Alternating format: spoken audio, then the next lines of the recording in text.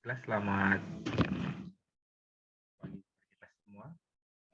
Jadi sungguh senang boleh bergabung dari pagi ke pagi, paling tidak selama 1 minggu ini, membagikan berdoa bersama-sama tentunya, dan juga membagikan renungan dan juga kesaksian hidup sepanjang 6 hari, baik saya dan istri, dan ini hari terakhir kami akan membawakan. Jadi terima kasih atas kesempatan yang sudah diberikan, dan tentunya kami berharap apa yang sudah dibagikan sepanjang beberapa hari ini boleh menjadi berkat bagi kita semua. Baiklah, saya share.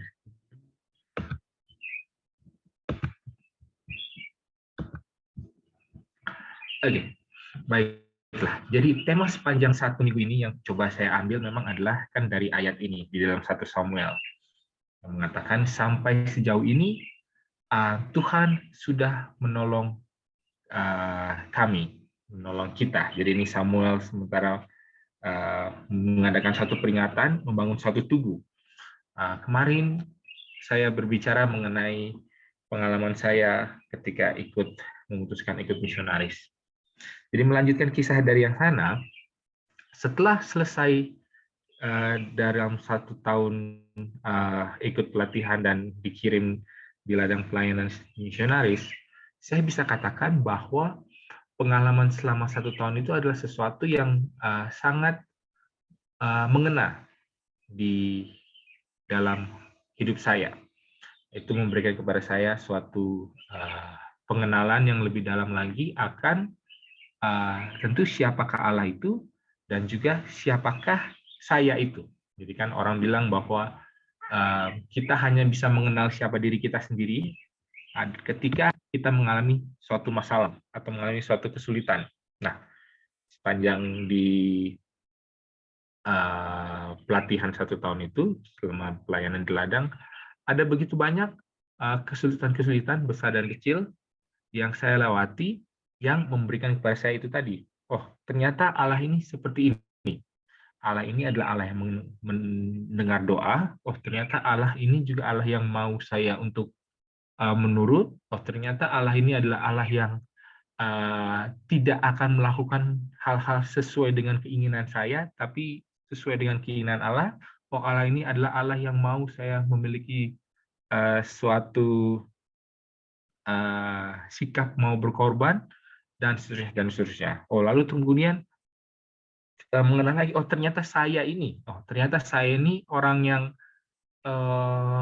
mudah putus asa, karena beberapa kali saya merasa seperti kehilangan harapan, apalagi ketika di dalam pelayanan ada rencana-rencana yang mau dilakukan, tetapi tidak jadi karena keterbatasan sumber daya, karena keterbatasan waktu, dan banyak hal.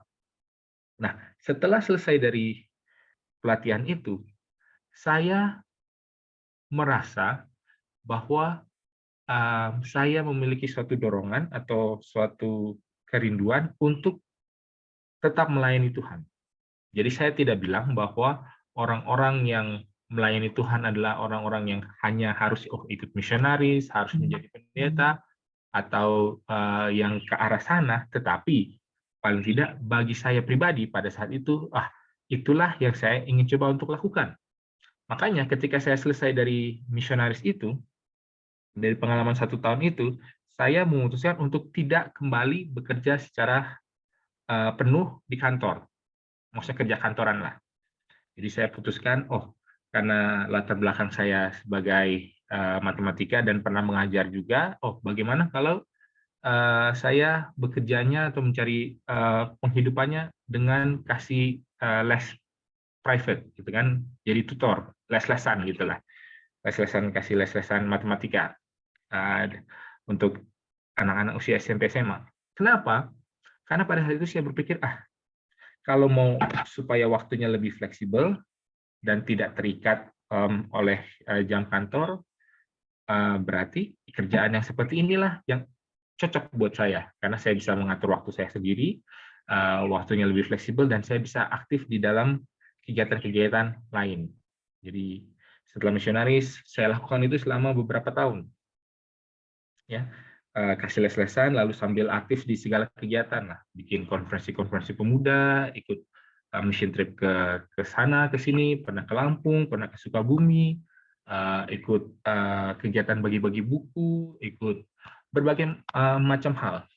Nah, tetapi yang saya dapati dan yang saya alami di dalam selama beberapa tahun saya kerjakan itu, ada satu pikiran yang mengganjal saya. Adalah karena setiap kali orang melihat kepada saya atau mendengar apa yang saya lakukan, orang selalu bertanya-tanya, kenapa? Kenapa yang sudah lulusannya bagus, sudah dapat gelar S1, sudah pernah bekerja, tapi kenapa kok jadinya seolah-olah apa ya, ikut pelayanan, ya, tapi seolah-olah juga tidak jelas, kalau dalam tanda kutipnya, tidak jelas jalan hidupnya. Wah, ini mengganggu saya juga ya. Jangan-jangan apa yang saya kerjakan ini malah bukannya menjadi sesuatu yang baik, ya pasti ada yang baiknya, tetapi ada juga orang yang melihatnya menjadi sesuatu yang batu sandungan bagi orang lain, karena mungkin ada harapan, ada ekspektasi yang mereka miliki. Ini menjadi teringat, saya jadi teringat kepada satu ayat yang mau saya bagikan di sini. Di dalam 1 Samuel 16 ayat 7. Jadi ini adalah ayat ketika Samuel datang untuk mencari pengganti Raja Saul, ya kan? Dia mencari pengganti Raja Saul, lalu kemudian dia datang ke kota Bethlehem, ke rumah keluarga Isai, dan meminta Isai untuk, oke, mana anak-anakmu, putra-putramu, biar aku lihat satu persatu. Lalu, yang pertama datang, Eliab. Gagah dia, tinggi besar. Lalu Samuel berkata dalam hatinya, inilah dia yang akan diurapi menjadi raja berikutnya, ya kan? Nah, ini jawaban Allah terhadap pemikiran Samuel itu. Dikatakan, tetapi berfirmanlah Tuhan kepada Samuel, janganlah pandang parasnya atau perawakannya yang tinggi, sebab aku telah menolaknya. Bukan yang dilihat manusia, yang dilihat Allah. Manusia melihat apa yang di depan mata, tetapi Tuhan melihat hati. Ternyata di sini dikatakan bahwa manusia melihat apa yang di depan mata, tapi Tuhan melihat hati. Jadi di dalam apa yang saya lakukan, ternyata mungkin oke lah, saya merasa hati saya itu benar, saya mau melayani. Tapi saya juga bertanggung jawab terhadap kehidupan saya. Saya bekerja, saya bisa memenuhi kebutuhan hidup saya. Tetapi mungkin orang melihatnya, orang ini kenapa setelah selesai dari misionaris, kenapa dia malah jadi seolah tidak bekerja dalam tanda kutip ya. Di sini saya jadi melihat, menyadari bahwa memang ketika kita melayani Tuhan, kita tahu bahwa Allah itu melihat hati, ya kan? Hati kita, apakah saya tulus atau tidak, apakah saya mau mengerjakan segala sesuatunya dengan sungguh-sungguh atau tidak. Tetapi kita tidak bisa pungkiri bahwa manusia melihat apa yang di depan mata. Nah, kalau di dalam konteksnya di dalam 1 Samuel ini dikatakan bahwa manusia melihat yang kelihatan, lalu Allah melihat hati. Lalu, kalau dibilang Samuel melihat anak-anak Isai yang gagah perkasa, luarnya mungkin bagus, tapi dalamnya jelek. Lalu kemudian ketika Daud datang, pertanyaannya adalah, apakah Daud itu perawakannya ataupun tampak kasat matanya, apakah jelek? Tidak juga kan? Alkitab mengatakan bahwa ketika Daud datang kepada hadapan Samuel, dia parasnya elok, kemerah-merahan, memiliki semangat, memiliki kelihatannya juga baik. Jadi di sini saya mendapati bahwa ketika kita mau melayani Tuhan atau secara umum, baik yang kelihatan di depan mata ataupun yang ada di dalam hati sama-sama harus baik. Nah, apa hubungannya dengan konteks dari apa yang mau saya bagikan? Jadi saya melihat bahwa ternyata walaupun Allah melihat hati saya, adalah penting juga bagi saya untuk bisa memahami pemikiran-pemikiran atau harapan-harapan orang lain kepada saya. Dan itulah salah satunya yang pernah dikatakan, oh kalau memang mau melayani, kenapa tidak coba ambil menjadi pendeta aja sekalian. Nah, itulah sebenarnya maksudnya. Nah, saya juga jadi berpikir, oh iya benar juga ya, kalau memang saya mau melayani, ini di dalam konteks saya kembali, saya tidak bilang ini secara umum, tetapi pada saat itu saya merasa ada juga panggilan ke arah sana dan adalah baik untuk mendapatkan pendidikan. Karena apa? Tuhan melihat hati saya, tetapi mungkin manusia masih melihat, oh, apakah dia punya gelar atau tidak, oh, apakah dia punya pendidikan atau tidak. Jadi, bukan berarti bahwa hal-hal itu adalah hal-hal yang tidak perlu kita perhatikan, itu harus diperhatikan. Makanya, pada saat itu, saya memutuskan, oke, baiklah, saya akan coba untuk mengikuti tuntunan Allah yang diberikan seperti melalui nasihat-nasihat manusia. Karena mereka bilang, oh, kalau begitu daripada melayani yang biasa-biasa saja, dalam tanda kutip, bagaimana kalau ikut pendidikan kependetaan aja, jadilah pendeta. Nah, pada saat itu, jalan terbuka bagi saya untuk ambil kuliah pendetaan. Dan saya pergi kuliah dan selesai di dalam perkuliahannya. Selesai menyelesaikan pendidikan S2 teologinya. Makanya sekarang setelah selesai, kembalilah saya, lalu kemudian saya mencoba untuk ikut di dalam pelayanan ini sebagai seorang pendeta yang memiliki pendidikan dan memiliki gelar. Nah, apa yang menjadi pesan moralnya di sini? Saya melihat bahwa ketika saya melihat ke belakang, dalam perjalanan saya, tadi 1 minggu kemarin saya sudah bicara mengenai waktu saya kecil, waktu saya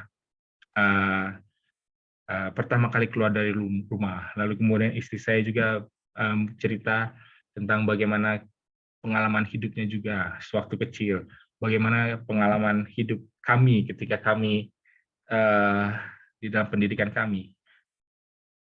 Ketika saya melihat ke belakang, inilah yang membuat saya benar-benar juga merasa kutipan yang saya bagikan di hari pertama itu benar-benar nyata.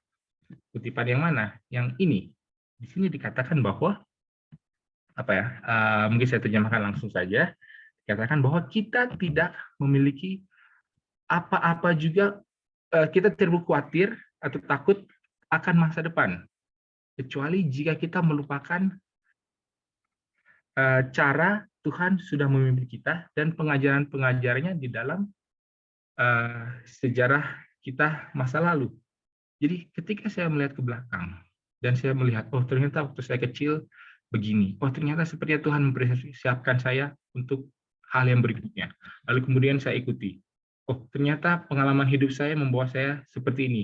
Lalu kemudian akhirnya satu hal berlanjut ke hal yang lain, dan sementara saya mencoba untuk tetap mendengar apa yang Tuhan ingin saya lakukan di dalam hidup saya, sehingga pada saat ini ketika saya melihat ke belakang, saya sudah melihat tuntunan Tuhan. Sehingga ketika saya di dalam masalah dan ketika saya khawatir tentang, wah nanti masa depannya seperti apa? Oh pelayanan saya nanti seperti apa? Oh menjadi pendeta nanti seperti apa? Bagaimana saya dengan keluarga saya? Oh bagaimana dengan masa depan saya? Apa yang saya harus persiapkan dan segala sesuatu? Ada banyak kekhawatiran-kekhawatiran. Dan saya rasa saudara-saudara yang hadir di Zoom ini juga paling sedikit banyak memiliki hal yang sama. Ada begitu banyak kekhawatiran-kekhawatiran yang ada di dalam hidup kita. Oh, kita khawatir tentang apa pikiran orang, kita khawatir tentang apa yang kita makan dan minum, kita khawatir tentang pekerjaan kita, bagaimana kita bisa menghidupi keluarga, mungkin yang sebagai kepala keluarga, atau bagaimana kita bisa mendidik anak kita. Ada begitu banyak kekhawatiran-kekhawatiran. Nah, pertanyaannya, menurut kutipan ini, salah satu hal yang bisa membuat kita tidak memiliki rasa takut terhadap masa depan adalah bila mana kita tidak melupakan bagaimana Tuhan sudah memimpin kita. Jadi itulah makanya setiap pagi ataupun setiap malam, apakah setelah pas bangun pagi atau sebelum tidur, adalah penting bagi kita untuk mencari waktu-waktu yang khusus dengan Tuhan, sehingga kita bisa meditasi, sehingga kita bisa melihat ke belakang, sehingga kita bisa merenungkan apa-apa saja yang Allah sudah kerjakan di dalam kehidupan kita, sehingga kita bisa melihat bahwa Allah sementara sejauh ini sudah setia di masa lalu. Dan Allah yang sama jugalah yang akan tetap setia di dalam masa sekarang ini, dan juga akan bersama-sama dengan kita sampai pada hari-hari depan kita. Jadi mungkin sebagai penutup, di satu minggu kita bersama-sama di dalam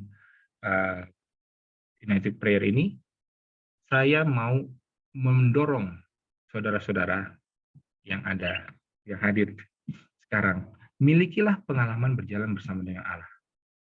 Apa itu konteksnya? Apakah itu dalam bentuk pelayanan? Mungkin seperti saya. Mungkin ada daripada saudara-saudara yang sementara sudah beberapa lama merasakan panggilan itu. Seperti Tuhan memanggil saya untuk saya lebih aktif dalam pelayanan. Nah, kalau panggilan Tuhan itu selalu kita tolak, selalu kita tunda-tunda, kita tidak akan memiliki pengalaman berjalan bersama dengan Allah. Atau mungkin bagi saudara yang lain, ada lagi panggilan-panggilan atau hal-hal yang Tuhan sudah sementara taruh di dalam hati saudara yang mungkin belum saudara lakukan. Dan itulah yang mungkin menghambat bagaimana saudara bisa memiliki suatu pengalaman bersama dengan Tuhan. Nah, jadi pada hari ini, biarlah kita mau menjawab panggilan Tuhan.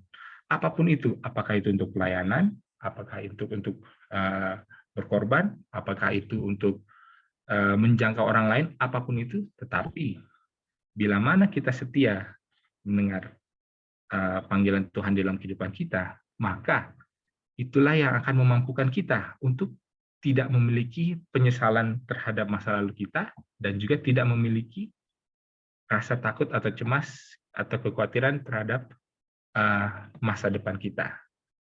Dan biarlah waktu-waktu berdoa kita selalu diisi dengan pemikiran-pemikiran, diisi dengan bagaimana kita bisa merenungkan kasih Allah yang Allah sudah berikan kepada kita.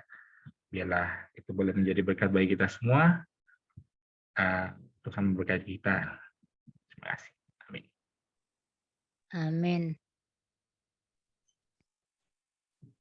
Terima kasih untuk Pendeta Wilson untuk pelayanannya sepanjang minggu ini. Terima kasih sudah mengingatkan kami untuk merenungkan jalan hidup kita supaya kita melihat tuntunan Tuhan sepanjang hidup kita, dan itu akan menguatkan kita untuk masa depan.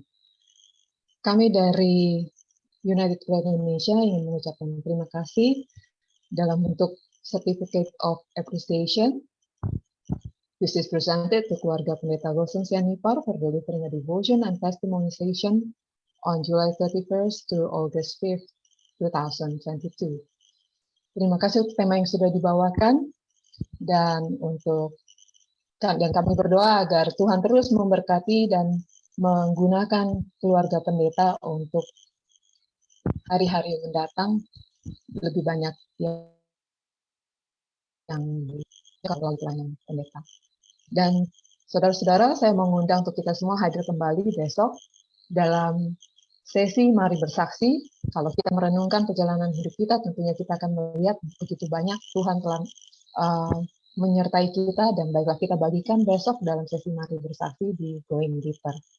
Dan untuk saat ini, kita akan menutup sebelum kita berikan kepada tim Thailand. Boleh saya minta Pendeta Wilson untuk doa tutup, sekaligus kita berdoa untuk pelayanan tim Thailand. Kita satu dalam doa.